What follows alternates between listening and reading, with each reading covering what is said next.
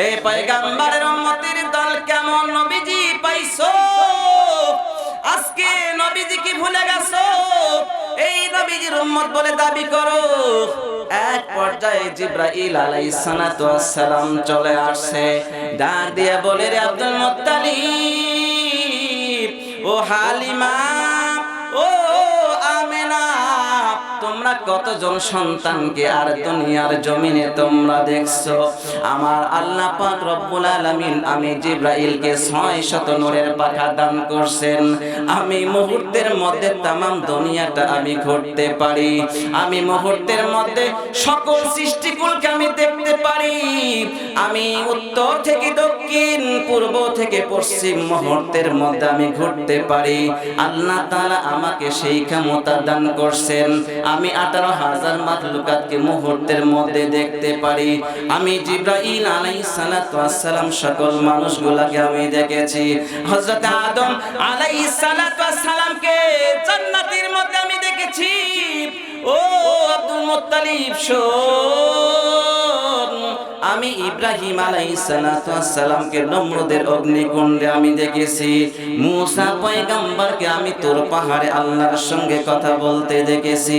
আমি নূহ পয়গম্বরকে কিস্তির মধ্যে আমি দেখেছি। রে আব্দুল মুত্তালিব, আমি জিবরাইল ইউনুস পয়গম্বরকে মাছের পেটের মধ্যে আমি দেখেছি। আমি ইউসুফ পয়গম্বরকে কুয়ার মধ্যে হাত দিয়ে আমি ধরেছি। আব্দুল মুত্তালিব, শুধু তাই নয়, আমি জিবরাইল আলাইহিস সালাতু ওয়াস সালাম ঈসা পয়গম্বরকে তার মায়ের কোলের মধ্যে আমি কথা বলতে দেখেছি। আমি জিবরাইল আলাইহিস সালাতু ওয়াস সালাম ঘোষণা দিয়ে দিলাম, আমার চোখে এই পৃথিবীর সকল সৃষ্টিকুলের মধ্যে আমার আল্লাহ তাআলা পয়গম্বরকে এত সুন্দর করে বানাইছে। আমি জিবরাইল আলাইহিস সালাতু ওয়াস সালাম ঘোষণা দিয়ে দিলাম, আমার চোখে এই সন্তানের চাইতে এত সুন্দর মানুষ জিন্দেগিতে আর কোনোদিন দেখি নাই। আল্লাহু আকবার, আর রাসূল আল্লাহু আকবার। ইয়ার মায়ায় পড়ে করছো কত বাহানা, এ যে নয় তোর আসল বাড়ি, কবর যে তোর আসল ঠিকানা। এ যে নয় তোর আসল বাড়ি, কবর যে তোর আসল ঠিকানা। ভাই বেরাদার যারাই ছিল, একে একে সব হারালো। পূর্বপুরুষ যারাই ছিল,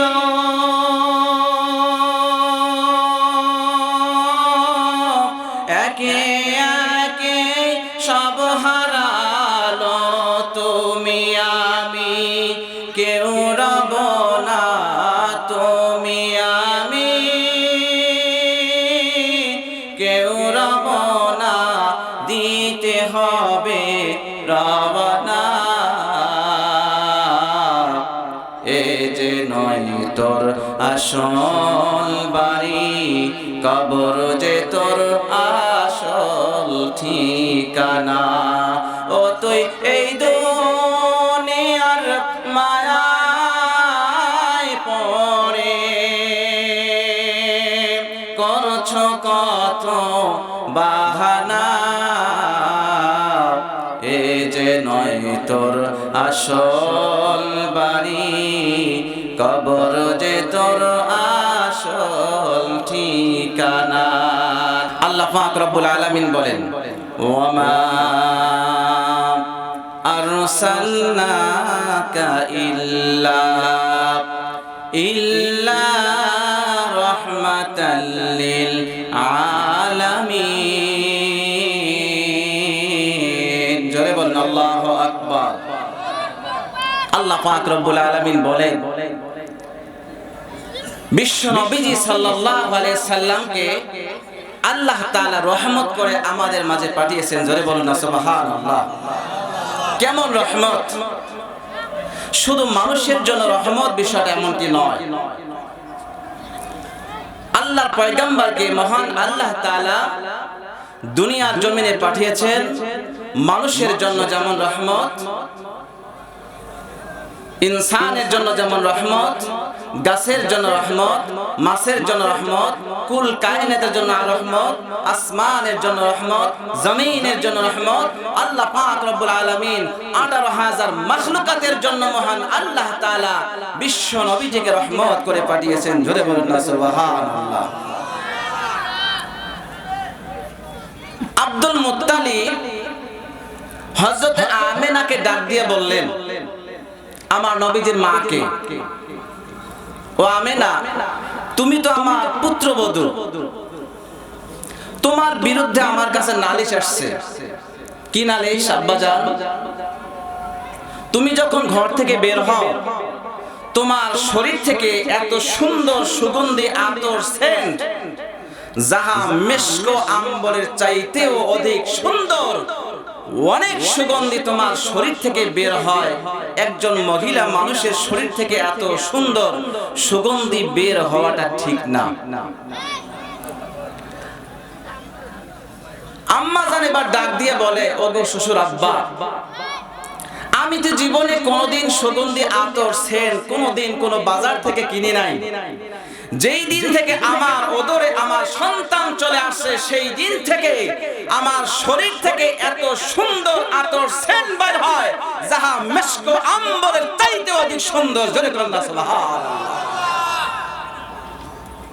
শ্বশুর আব্বা, আমার ওদরে যে সন্তান যেই দিন থেকে চলে আসছে, সেই দিন থেকে মা হাওয়া স্বপ্নের মাধ্যমে আমাকে সালাম প্রদান করে। জোরে বলুন আল্লাহু আকবার।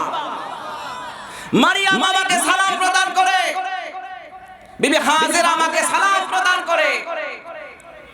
সেই নবীজির উম্মত আমরা। জোরে কোন আলহামদুলিল্লাহ।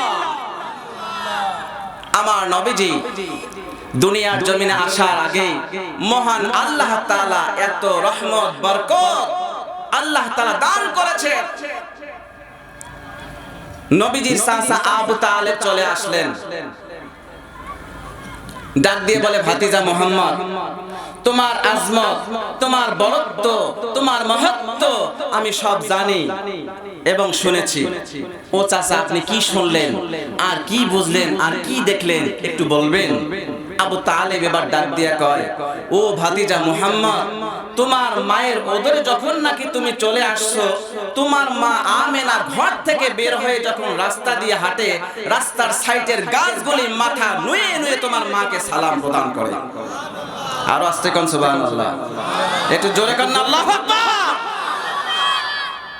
ও ভাতিজা মুহাম্মদ, তুমি জানো তোমার মা আমেনা যখন ঘর থেকে বের হয়, প্রখর রোদ, রাস্তায় বের হওয়ার সাথে সাথে আকাশের মেঘমালাগুলি এসে তোমার মাকে ছায়া প্রদান করে। একটু জোরে কোন সুবহানাল্লাহ। শুধু তাই নয়, ও ভাতিজা মুহাম্মদ, তুমি জানো তোমার মা আমেনা বলছে, কোন সন্তান যখন যেই ঘরের মধ্যে ভূমিষ্ঠ হয়, সেই ঘরটা গন্ধ করে, ধূপ জ্বালায়, স্প্রে করতে হয়। কিন্তু তুমি মুহাম্মদ যেই ঘরের মধ্যে ভূমিষ্ঠ হয়েছো, দুনিয়ার জমিনে আগমন করেছো, সেই ঘরের মধ্যে এত সুগন্ধি, এত আতর, এত সুন্দর, যাহা মেশক আম্বরের চাইতে অনেক বেশি। আল্লাহু আকবার। শুধু তাই নয়, ও ভাতিজা মুহাম্মদ, তুমি জানো যখন কোন একজন সন্তান দুনিয়ার জমিনে চলে আসে, আসার পর তাকে মুসলমানি করানো হয়, খাতনা করাইতে হয়। তুমি নাকি যখন দুনিয়ার জমিনে আসছো, তোমার খাতনা করার কোনো প্রয়োজন হয় নাই। মায়ের পেটের মধ্যেই কে যেন তোমাকে খাতনা করে অত্যন্ত সুন্দর করে তোমাকে দুনিয়ার জমিনে পাঠিয়েছেন। আল্লাহু আকবার। ও ভাতিজা মুহাম্মদ,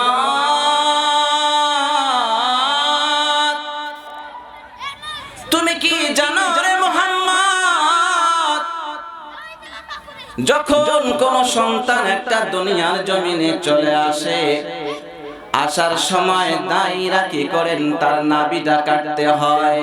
ও ভাতিজা মুহাম্মদ, তুমি যখন দুনিয়ার জমিনে আসছো, পদার্পণ করছো, তোমার নাকি নাকটা পেটের মধ্যে কে যেন কেটে কেটে কত সুন্দর করে ক্লিন করে দুনিয়ার জমিনে তোমাকে পাঠিয়েছেন। জোরে বলেন না সুবহানাল্লাহ। ও ভাতিজা মুহাম্মদ, তুমি জানো তুমি যখন দুনিয়ার জমিনে চলে আসছো, তোমার মা আমেনা বলছে দুনিয়ার জমিনে আসার সঙ্গে সঙ্গে, দুনিয়ার জমিনে আসার সঙ্গে সঙ্গে তুমি আত্তাহিয়াতুস সুরতে বসে পড়েছো। জোরে কার আল্লাহু আকবার। মায়ার নবী আমার দুনিয়ার জমিনে চলে আসছে, আসার পরে আত্তাহিয়াতুস সুরতে বসে পড়ছে।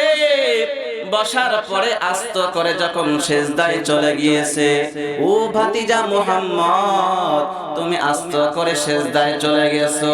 সেজদায় যাওয়ার পর তুমি যেন কার সঙ্গে কি আলোচনা করছো রে ভাতিজা, ও ভাতিজা মুহাম্মদ, সেজদা থেকে আস্ত করে মাথাটা উঠাইয়া আবার সুন্দর করিয়া আত্তাহিয়াতুস সুরতে তুমি বসে পড়ছো রে মুহাম্মদ। আস্ত করে বসার পরে তুমি শাহাদাত আঙ্গুলটা আকাশের দিকে উত্তোলন করেছো।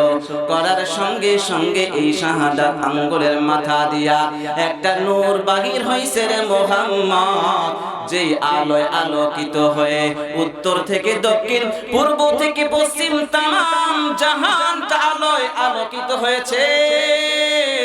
ও ভাতিজা মুহাম্মদ, তোমার মা আমেনা বলছে সেই আলোয় আলোকিত হওয়ার কারণে রোম আর পারস্যের সকল মহলগুলান দেখা যায়। জোরে কান্না সুবহানাল্লাহ, আর জোরে কান্না আল্লাহু আকবার। এ দুনিয়ার মুসলমান কেমন নবী পাইছো, কেমন নবীজির উম্মত।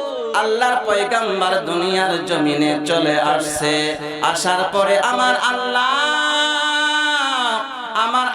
তাআলা কেমন নবী পাঠাইছে। পয়গম্বর দুনিয়ার জমিনের মধ্যে চলে আসছে, আসার সাথে সাথে আল্লাহর পয়গম্বরকে কাঁধ করে শোয়াইছে। মা আমেনা আস্ত করে সন্তানটাকে কোলের মধ্যে নিয়েছে। নেওয়ার সাথে সাথে গাইবি আওয়াজ ডাক দিয়া বলে, সন্তানটাকে মুহূর্তের মধ্যে আলাদা করে দাও, এই সন্তানটাকে মায়ের বুক থেকে আলাদা করে দাও।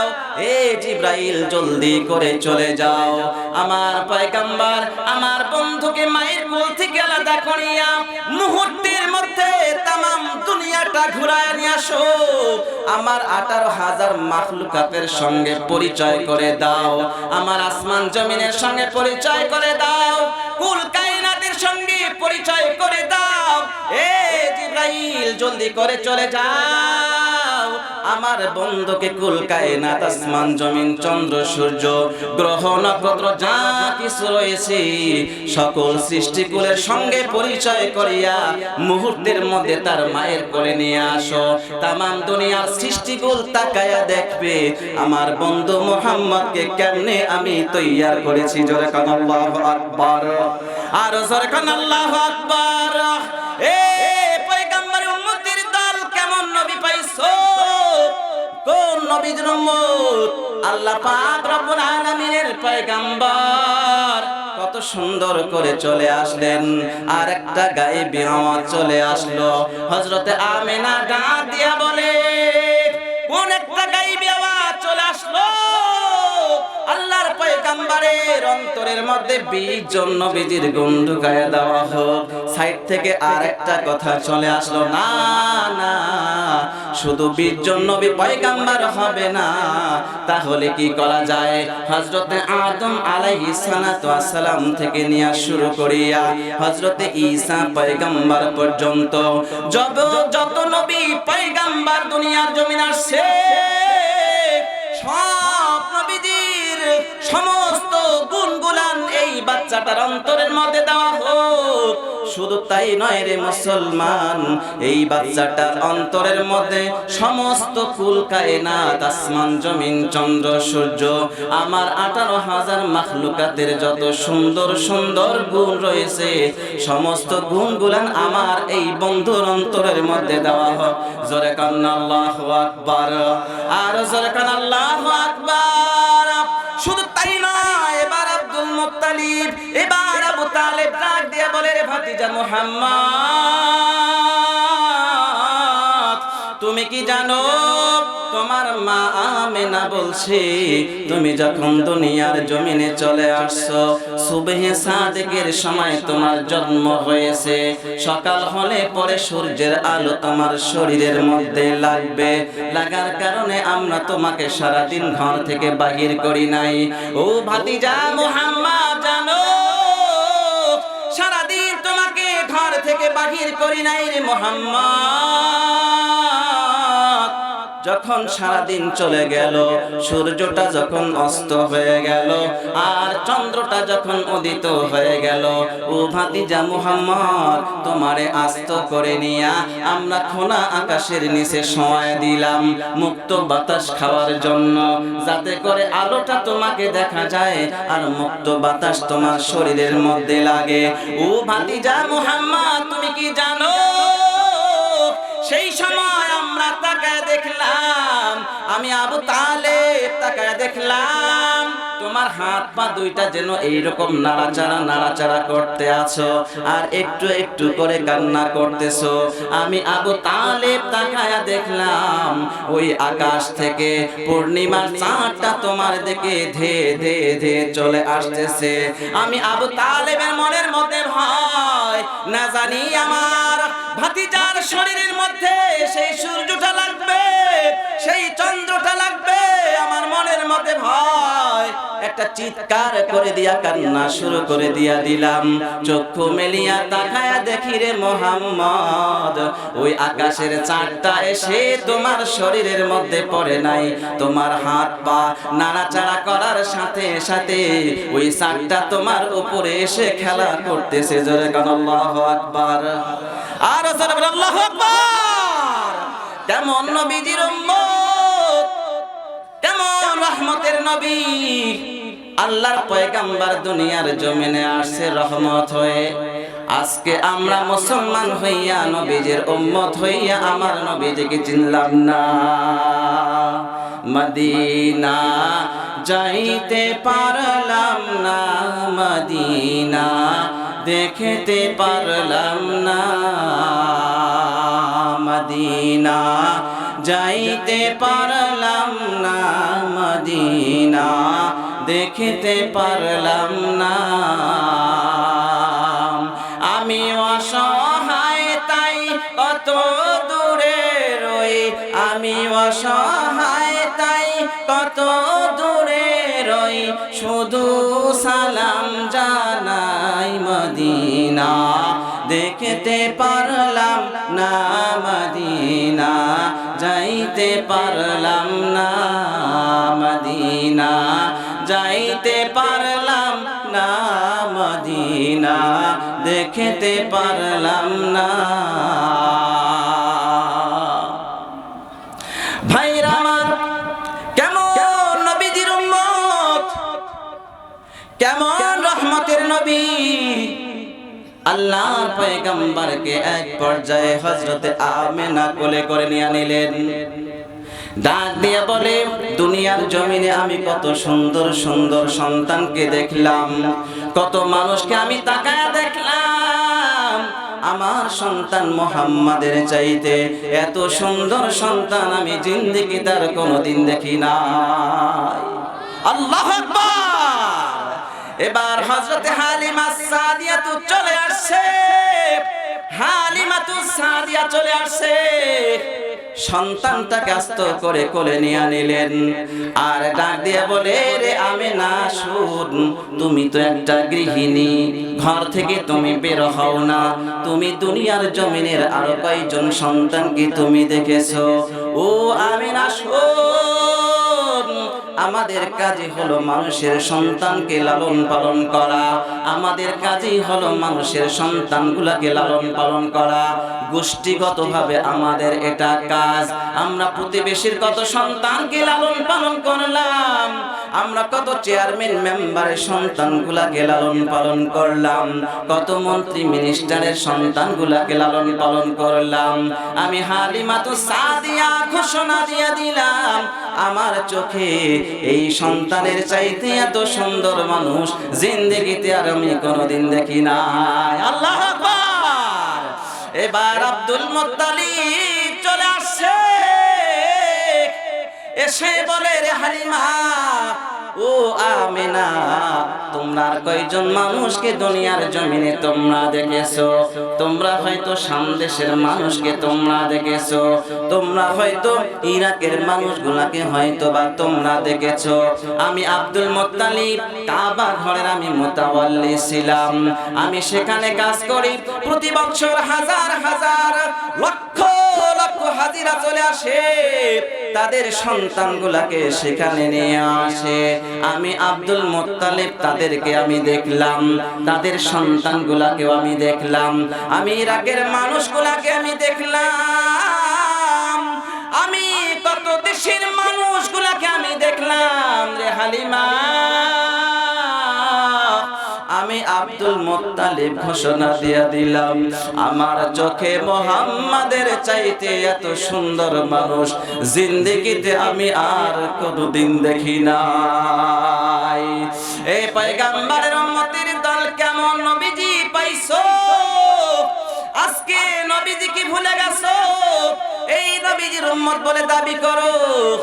এক পর্যায়ে জিবরাইল আলাইহিস সালাতু ওয়াস সালাম চলে আসছে, ডাক দিয়ে বলে রে আব্দুল মুত্তালিব, ও হালিমা, ও আমেনা, তোমরা কতজন সন্তানকে আর দুনিয়ার জমিনে তোমরা দেখছো?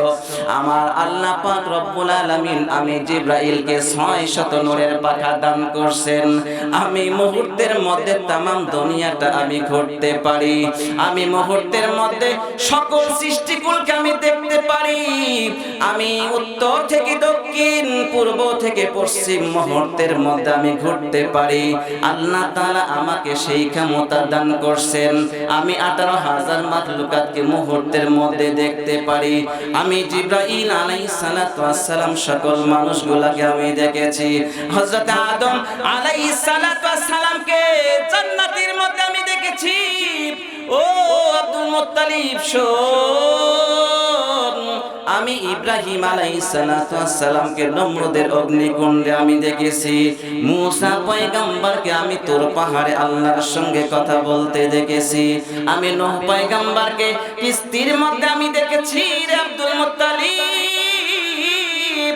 আমি জিবরাইল ইউনুস পয়গম্বরকে মাছের পেটের মধ্যে আমি দেখেছি।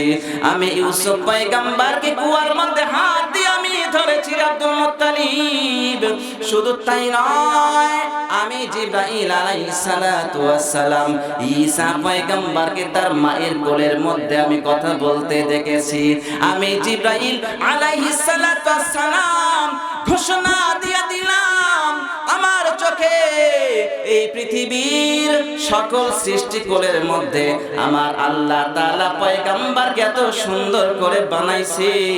আমি জিবরাইল আলাইহিস সালাতু ওয়াস সালাম ঘোষণা দিয়ে দিলাম, আমার চোখে এই সন্তানের চাইতে এত সুন্দর মানুষ জিন্দেগিতে আর কোনোদিন দেখি নাই। আল্লাহু আকবার, আর রাসূল আল্লাহু আকবার। আমার নবীজিকে কাছে চিনে, আমার নবীজিকে মাঝে চিনে, আমার নবীজিকে গর্তের পিপিলিকা চিনে। এক গর্তের পিপিলিকা ডাক দিয়া বলে রে মালিক, ও মালিক, বাইতুল্লাহর ছাদটা দেখতে মনে চায়, আমার নবীজির রওজাটা দেখতে মনে চায়। ও গো মালিক, মেহেরবানি করে আপনি কবুল করে নেন। আমার আল্লাহ তাআলা ডাক দিয়া কয় রে বাইতুল্লাহর কবুতর যাও, অমুক এলাকার আমার একটা পিপিলিকা, ছোট্ট পিপিলিকা বাইতুল্লাহর ছাদটারে দেখতে চায়, আমার নবীজির রওজা দেখতে চায়, যাও জলদি করে চলে যাও। এবার বাইতুল্লাহর পবিত্র অটোমেটিক ষড়যন্ত্র করে, মাদ্রাসার বিরুদ্ধে যদি ষড়যন্ত্র করে, মসজিদের বিরুদ্ধে যদি ষড়যন্ত্র করে, উলামায়ে কেরামদের বিরুদ্ধে যদি ষড়যন্ত্র করে, তারা বাংলার জমিনে টিকতে পারবে না। কথা বলেন ঠিক কিনা? তসলিমা নাসরিন যখন বাংলার জমিনে কোরআনের বিরোধিতা করেছিল, তারা কিন্তু বাংলার জমিনে টিকতে পারে নাই। দাউদ হায়দার যখন কোরআনের বিরোধিতা করেছিল, তারাও কিন্তু টিকতে পারে নাই। আজকে যারা বাংলার জমিনে উলামায়ে কেরামদের বিরুদ্ধাচরণ করবে, তাদেরও বাংলার জমিনে ঠাঁই হবে না। কথা বলেন ঠিক কিনা? ভাইয়েরা আমার, প্রয়োজন বোধে যদি আল্লাহর জমিনে আল্লাহর দ্বীন বাস্তবায়ন করার জন্য, কোরআনকে প্রতিষ্ঠিত করার জন্য, মাদ্রাসা প্রতিষ্ঠিত করার জন্য প্রয়োজন বোধে যদি আমাদের ময়দানে ঝাঁপিয়ে পড়তে হয়, প্রয়োজন বোধে যদি আমাদের রক্ত দিতে হয়, যদি আমার জীবন দেওয়ার জন্য কারা কারা তৈয়ার, দুহাত তুলে আমার মালিককে দেখান।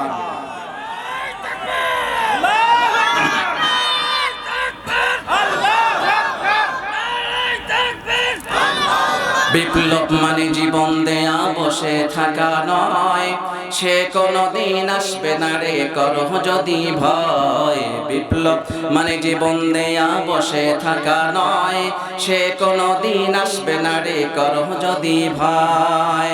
আসবে বিজয় রক্ত আর জীবনের বিনিময়, আসবে বিজয় রক্ত আর জীবনের বিনিময়। বিপ্লব মানে জীবন দেয়া বসে থাকা নয়, সে কোনদিন আসবে না রে করো যদি ভয়। বিপ্লব মানে জীবন দেয়া বসে থাকা নয়, সে কোনদিন আসবে না রে করো যদি ভয়। লড়াইয়ের ওই ময়দানেতে যেতে তোমাকে হবে, প্রয়োজনে সব রক্তটুকু জমিনেই ঢেলে দিবে। লড়াইয়ের ওই ময়দানেতে যেতে তোমাকে হবে, প্রয়োজনে সব রক্তটুকু জমিনেই ঢেলে দিবে। তবুও তোমায় লড়তেই হবে, মানবে না পরাজয়। তবুও তোমায় লড়তেই হবে, মানবে না পরাজয়। বিপ্লব মানে জীবন দেয়া বসে থাকা নয়, সে কোনদিন আসবে না রে করো যদি ভয়। বিপ্লব মানে জীবন দেয়া বসে থাকা নয়, সে কোনদিন আসবে না রে করো যদি ভয়। আসবে বিজয় রক্ত আর জীবনের বিনিময়, ঠিক কিনা বলেন? আসবে বিজয় রক্ত আর জীবনের বিনিময়। বিপ্লব মানে জীবন দেয়া বসে থাকা নয়, সে কোনদিন আসবে না রে করো যদি ভয়। নারায়ে তাকবীর। ভাইরা আমার, কেমন নবীজির উম্মত, মায়ার নবীজি আপনার আমার জন্য রহমত, গাছের জন্য রহমত, মাছের জন্য রহমত। আমার নবীরে আসমান চিনে, আমার নবীরে গাছে চিনে, আমার নবীরে কুল কায়নাত চিনে। আমার নবীজির জন্য সূর্য পাগল, আমার নবীজির জন্য পাক পাখালি পাগল। মায়ার নবীজি কত সুন্দর করে রমজান মাসে আজকে আমার মায়ার নবীজি বিজয়ের স্লোগান নিয়ে মক্কায় হাজির। হাতের মধ্যে লাঠি নিয়া চলে গেলেন মক্কার মধ্যে, লাঠি দিয়া মূর্তিগুলান ভেঙে ফেললেন। হযরতে আলী রাদিয়াল্লাহু তাআলা আনহুকে ডাক দিয়ে বললেন, রে আলী, জমজমের পানি দিয়া বাইতুল্লাহকে পরিষ্কার কর। হযরতে আলী রাদিয়াল্লাহু তাআলা আনহু জমজমের পানি দিয়া কত সুন্দর করে বাইতুল্লাহকে পরিষ্কার করলেন। সাহাবায়ে কেরামদেরকে ডাকলেন, ডাইকা বলে, রে সাহাবীরা, আজকে আমরা জোহরের আজান দিয়া ওপেন আজকে জামাতে নামাজ আদায় করব। জোরে কন্যা সুবহানাল্লাহ। আল্লাহর পয়গম্বর সাহাবীদেরকে সামনে নিয়ে বসলেন। আজকে জোহরের আজানটাকে দিবে। একজন সাহাবী দাঁড়ায় গেলেন, ডাক দিয়ে বলে, নবী আমার, আজকে বিজয়ের আজানটা দেবে আপনার প্রিয় সাহাবী হযরতে আবু বকর সিদ্দিক রাদিয়াল্লাহু তাআলা আনহু। কেন গো পয়গম্বর, আপনার বিপদের সাথী হলেন হযরত আবু বকর সিদ্দিক রাদিয়াল্লাহু তাআলা আনহু। আপনার বিপদের সঙ্গী, আপনার হিজরতের সঙ্গী। আজকে বিজয়ের আজানটা দেবে হযরতে আবু বকর সিদ্দিক। এই যে সাহাবী সম্পর্কে আপনি কত গুণগান গাইছেন। হিজরতের রাতে চারিদিকে আপনার শত্রু তরবারি নিয়ে হাজির। আল্লাহ তাআলার পক্ষ থেকে অর্ডার, ওগো পয়গম্বর, আজকে আপনাকে এই মুহূর্তে এখান থেকে হিজরত করে আপনাকে মদিনায় যাওয়া লাগবে। আল্লাহর পয়গম্বর আস্ত করে জাগ্রত হয়ে গেলেন। হযরতে আলী রাদিয়াল্লাহু তাআলা আনহুকে বিছানার মধ্যে শোয়া দিলেন। এরপরে ডাক দিয়া বলেন, আলী, আমার চাদরখানা গায়ে দিয়া তুমি বিছানার মধ্যে শুয়ে থাকো। ওই চারিদিকে শত্রুরা দাঁড়িয়ে আছে তরবারি নিয়া। সকাল হলে পরে তাদের তরবারি দিয়া তোমাকে আমাকে সভাপতি কালকা। এ আলী, চারিদিকে শত্রুরা দাঁড়িয়ে আছে, তারা সকাল হলে পরে তোমাকে কত সুন্দর করিয়া তাদের তরবারি দিয়া মুহাম্মদ মনে করে তাদেরকে দুনিয়া থেকে বিদায় করে দিবে।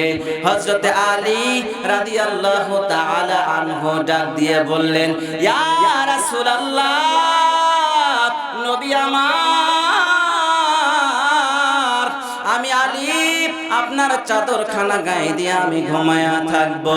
সকাল হলে পরে কাফের মুশরিকেরা তাদের তরবারি দিয়ে আমাকে কেটে কেটে কেটে টুকরা টুকরা করে জমিনের মধ্যে ফেলে দিবে। আমার দিলের মধ্যে কোনো আপত্তি নাই, তবে এটাই আমার দিলের মধ্যে তৃপ্তি থাকবে, আমি আলীর জীবনের বিনিময় আল্লাহর নবী দুনিয়াতে বেঁচে আছে। আল্লাহু আকবার। জিবরাইল আলাইহিস সালাতু ওয়াস সালাম বলেন, পয়গম্বর আপনি যান, জলদি করে চলে যান। চারিদিকে আপনার শত্রুরা তরবারি নিয়ে দাঁড়িয়ে আছে। আপনি এক মুষ্টি বালু হাতের মধ্যে নেন, কোরআনের আয়াত পড়েন, বাড়ির চতুর্পাশে আপনি ছিটায় দেন, তাদের কলিজার মধ্যে আঘাত লাগবে, আপনি নিরাপদে সেখান থেকে চলে যাবেন। ডাক দিয়ে বলে, রে ভাই জিবরাইল, সঙ্গে কাকে নিব? এবার জিবরাইল আলাইহিস সালাতু ওয়াস সালাম বলেন, ও পয়গম্বর, আপনার সঙ্গী, আপনার হিজরতের সাথী হযরতে আবু বকরকে সাথে নিয়ে নিবেন। আল্লাহর পয়গম্বর এক মুষ্টি বালু হাতের মধ্যে নিয়া এক পর্যায়ে কোরআনের আয়াত পড়িয়া যখন চারিদিকে ছিটায় দিলেন, সকল কাফের মুশরিকদের চোখের মধ্যে গুলিবিদ্ধ হয়ে গেল, তারা অসুস্থ হয়ে গেল। আল্লাহর পয়গম্বর নিরাপদে হযরতে আবু বকরের বাড়িতে চলে গেলেন। আল্লাহু আকবার। রাখে আল্লাহ, মারে কে? মারে আল্লাহ, রাখে কে? আল্লাহর পয়গম্বর গভীর রজনীতে চলে গেলেন আবু বকরের বাড়িতে। এ পয়গম্বরের দল, আশিক রাসূল কাকে বলে? আল্লাহর পয়গম্বর গভীর রজনীতে যাইয়া আস্ত করে আবু বকরকে ডাক দিয়ে বললেন, এ আবু বকর, সঙ্গে সঙ্গে জবাব চলে আসলো রে, লাব্বাইকা ওয়া সাআদাইকা ইয়া রাসূলুল্লাহ। আল্লাহর পয়গম্বর আশ্চর্য হয়ে গেলেন, রে আবু বকর, গভীর রজনীতে একবার তোমাকে ডাক দিয়া দিলাম, তুমি সঙ্গে সঙ্গে জবাব দিলা রে, তুমি কি ঘুমাও নাই রে আবু বকর? আবু বকর সিদ্দিক রাদিয়াল্লাহু তাআলা আনহু চোখের পানি ছেড়ে দিয়া কান্না ডাক দিয়া বলে, নবী আমার, আপনি যেই দিন বলেছেন আবু বকরকে সাথে নিয়ে আপনি হিজরত করবেন, মায়ার নবী, সেই দিন থেকে আমি আবু বকর দিনের বেলায় যত কর্মব্যস্ততায় থাকি না কেন, সন্ধ্যা হলে পরে আমি আবু বকর দরজার কিনারায় দাঁড়ায়া দাঁড়ায়া রাত্রি জাগরণ করে কাটাই। জোরে কন্না আল্লাহু আকবার। এ আশিক রাসূল, আশিক রাসূল কাকে বলে? আমার এই জায়গার মধ্যে অনেকে আশিকে রাসূল দাবি করে। আমি যদি প্রশ্ন করি আজকে কারা কারা 5 ওয়াক্ত নামাজ পড়বেন, খুলে দেখবেন এখানে অনেক আল্লাহর বান্দা আছে ফজরের নামাজের সময় মসজিদে নাই, যোহরের নামাজের সময় মসজিদে নাই, আসরের সময় তাদের কোনো খবর নাই, মাগরিবের সময় এশার সময় কোনো খবর নাই। এমন আশিকে রাসূল যাদের চেহারা দেখলে মুসলমান না হিন্দু বোঝা যায় না, যারা নামাজ পড়ে না, রোজা রাখে না, হজ করে না, যাকাত দেয় না, আর সায়েস্টলে বৈশা বৈশা ওয়াজ করে। আমি যদিও নামাজ না পড়ি আমার ঈমানটা তাজা আছে না নাই? এ আশিকে রাসূল কাকে বলে?